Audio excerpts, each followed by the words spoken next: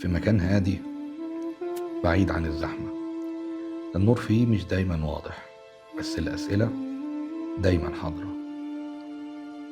هنا مش المهم انت أسرع من مين ولا أقوى من مين، المهم تفكيرك هيوديك لفين.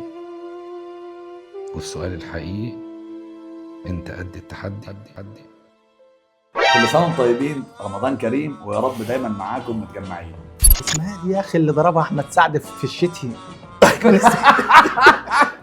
سؤال علمي شوية، أين يقع مقر منظمة الأونشا؟ انا جبتها بالعافيه ده. السؤال الثالث، إيه اللي بيحصل للبيضة لما بتقع في المية؟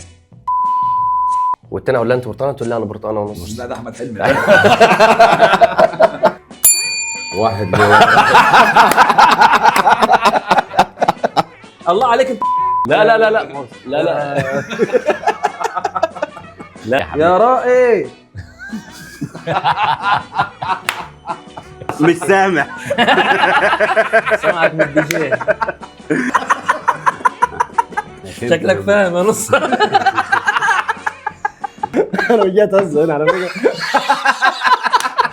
مقبول يا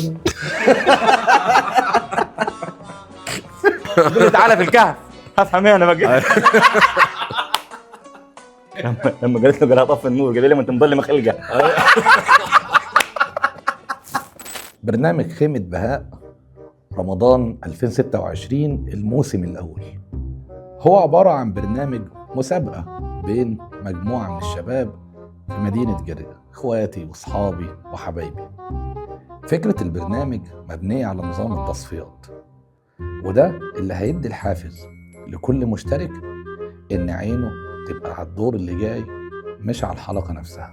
اخترنا 16 متسابق يكونوا معانا في البرنامج، واللي هيتهزم يخرج، والفايز هيصعد معانا للدور اللي بعده. ولما نوصل للحلقة النهائية هيكون معانا فايز واحد بس، هو اللي هيحصل على 3000 جنيه مقدمة من الراعين للبرنامج. ربنا أكرمنا بمجموعة من أمهر الأطباء والصيدليات والمحلات التجارية والمطاعم المشهورة في مدينة جرجة إنها تكون راعي برنامج خيمة بهاء. انتظرونا في رمضان 2026. كل سنة وانتم طيبين.